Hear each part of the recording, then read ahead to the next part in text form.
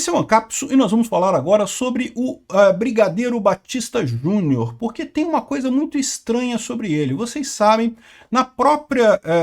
nos próprios depoimentos que tiveram lá com Alexandre de Moraes e coisa e tal, a gente viu que os outros comandantes todos falaram, o Batista Júnior, ele meio que se afastou do pessoal, não quiseram entrar em detalhe, mas dizer que tá ligado umas coisas aí, não sei o que lá.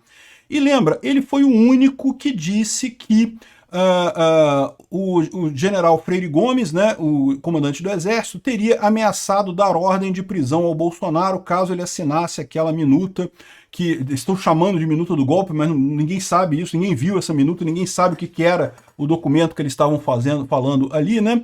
Enfim, ele é o cara que confirma, ou seja, ele é o cara que está destoando da história, né?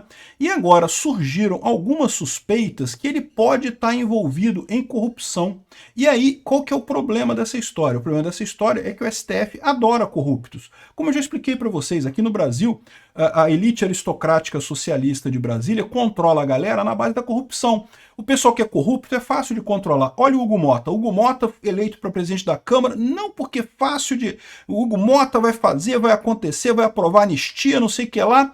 Pegaram o pai do Hugo Mota, ameaçaram ele com um processo de corrupção lá, o Hugo Mota ficou pianinho. Agora o Alexandre de Moraes fala qualquer coisa, sim senhor, não senhor, pois não senhor, vamos sim senhor, estamos obedecendo o senhor. Né? O Hugo Mota até afinou a voz depois desse negócio de ameaçarem o pai dele lá na Paraíba, né?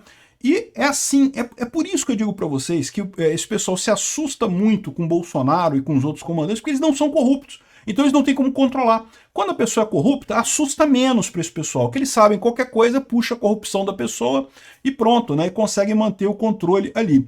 E aí a pergunta que não quer calar, eu não sei, vou botar uma hipótese aqui, é se será que essa conivência toda do Batista Júnior e coisa e tal, né, essa vontade de entregar a Bolsonaro, de complicar a situação do Bolsonaro e dos demais comandantes, não tem a ver com ele também está sofrendo esse tipo de pressão. Eu não estou dizendo que ele seja corrupto, eu estou dizendo que pode ser que estejam apontando corrupções, que estejam ameaçando acusar ele de corrupção. Vamos entender os casos que tem aqui, porque são casos antigos, tá? Desde a compra do Gripen. Essa notícia foi sugerida por hemorroida cerebral, eu era de direita, agora sou libertário, e várias outras pessoas. Obrigado aí ao pessoal que sugeriu notícias lá no nosso site, no visãolibertaria.com, e obrigado a você que está assistindo o nosso vídeo. Se você gosta do nosso conteúdo, por favor, deixe o seu like, se inscreva aqui no canal, né? Pois bem, então uma coisa que destoou ali nos depoimentos foi o seguinte: primeiro, o Mauro Cid, como é um réu colaborador, ele falou um monte de coisa lá que ele tinha que falar, porque senão ele perdia a colaboração premiada dele.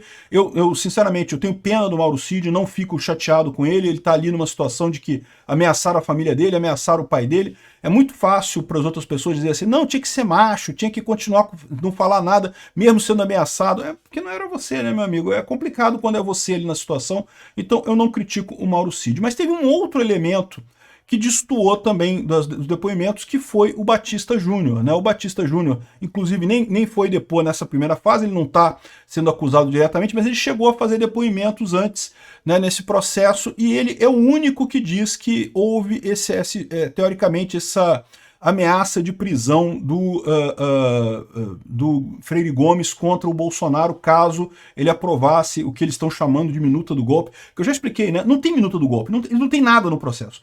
Tem um monte de documentos que estavam em celulares, que acharam na coisa do PL, coisa e tal, mas não tem nada de minuta de golpe ali, né? São vários documentos soltos, muitos que estão até no Google, se você procurar, e nada de verdade. Mas enfim, o Batista Júnior meio que está destoando dessa história. E aí o pessoal começou a dar uma investigada nessa história. O Cláudio Dantas fez uma série de críticas a ele, porque no depoimento do Batista Júnior, ele disse que primeiro ele falou que o Freire Gomes deu voz de prisão, aí depois perguntaram, mas você viu então a minuta? Ele falou, não, eu não estava na reunião. Ué, peraí, como é que você diz que teve a ameaça de colocar em prisão se você não estava na reunião e coisa e tal, né?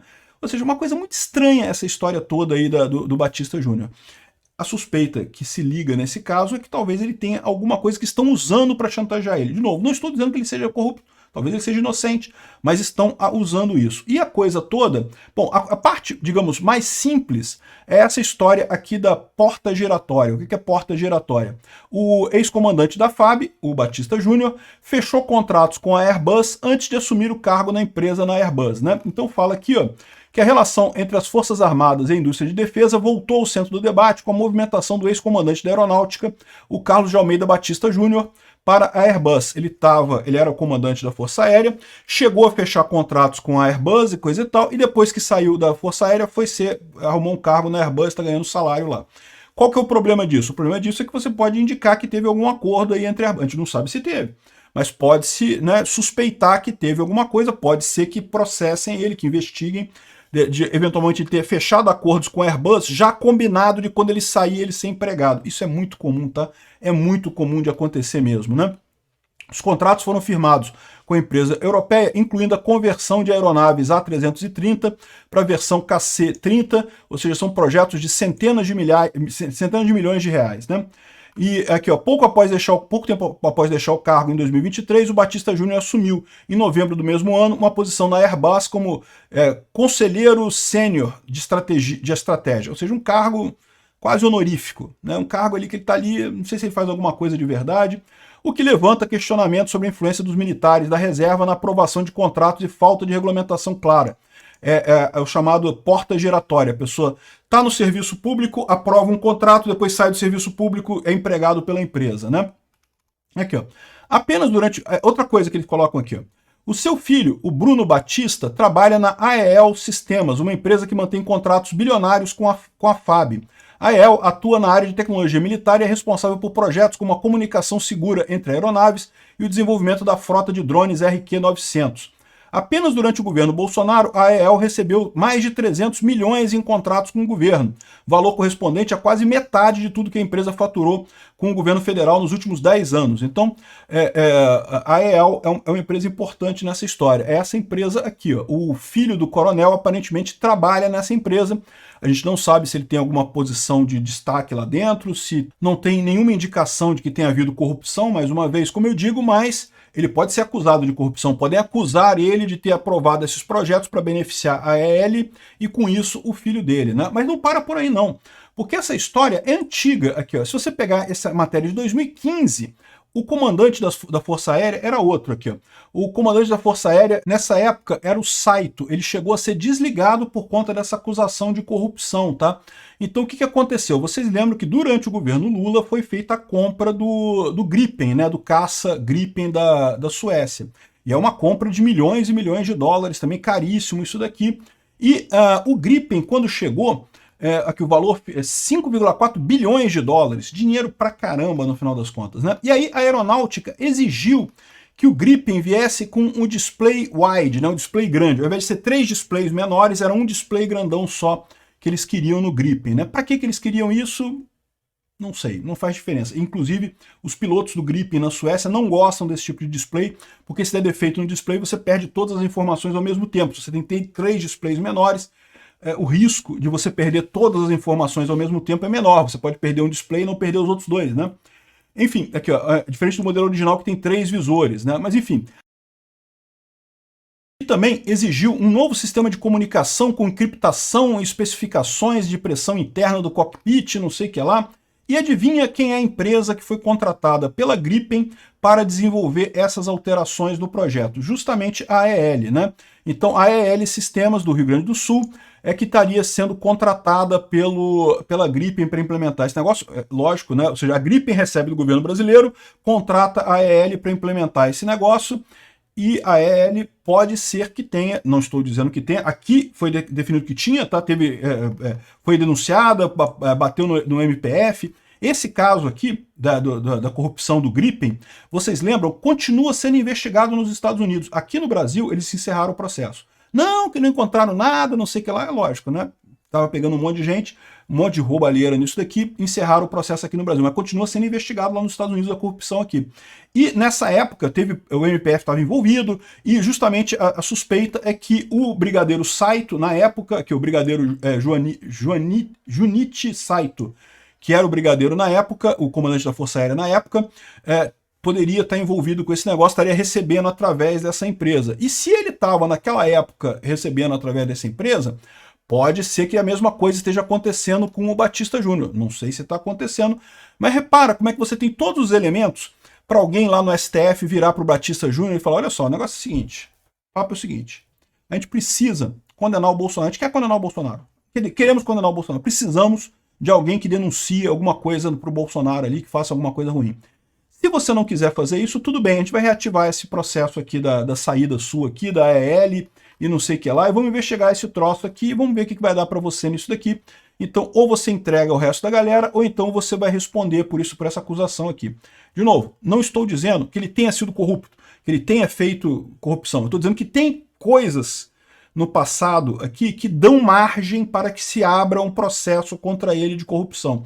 E esse é o tipo preferido de coisas que o STF e a elite aristocrática socialista de Brasília gosta de usar para pressionar pessoas lá em Brasília, né? Adoram corruptos. Por quê? Porque o corrupto é fácil. Você vai lá, acusa o cara de corrupção, o cara vai ter que voltar atrás, senão vai ser preso e coisa e tal. Então essa é a situação do Brigadeiro Batista Júnior. Será que foi isso que fez o Brigadeiro Batista Júnior mudar o depoimento dele, falar que ouviu esse negócio? Olha só, eu não sei. Eu não estava lá, não sei se foi verdade, se foi mentira, mas o que eu digo para vocês é o seguinte, não faz nem sentido essa história do comandante do Exército, da voz de prisão do presidente, por dois motivos muito claros. E aliás, dois motivos que até o advogado do Bolsonaro fez a pergunta para ele lá no depoimento para esclarecer esses pontos, e era um argumento que eu já tinha colocado nos meus vídeos aqui, né? Pô, tinha chance do comandante do Exército dar uma ordem de prisão no senhor para evitar um golpe, né? E o Bolsonaro respondeu, não, por quê? Primeiro porque tem a hierarquia. As Forças Armadas são muito focadas na hierarquia. O Bolsonaro é superior ao comandante do Exército. Não tem esse negócio da ordem de prisão, né? E segundo, se o Bolsonaro de fato quisesse fazer o golpe, nunca quis, nunca passou pela cabeça dele fazer isso, mas se ele quisesse de fato fazer o golpe e chegasse à conclusão de que o comandante do Exército não estava de acordo com o golpe, ele demitiria o comandante do Exército. É uma coisa que ele podia fazer ali na hora, um decreto ali na hora, pede para alguém rascunhar um decreto aqui, está demitido o comandante do Exército, vai ser incorporado outra pessoa e entra a pessoa que vai querer fazer a coisa, que já pega o nome de alguém que queira fazer o golpe e pronto, né? Então, assim, não tem nenhum sentido essa história do comandante do Exército ter dado voz de prisão no Bolsonaro, isso não faz sentido nenhum. Só esse cara da aeronáutica está falando isso. Será? Por que será que ele está falando isso, né? Eu acho estranho isso daí.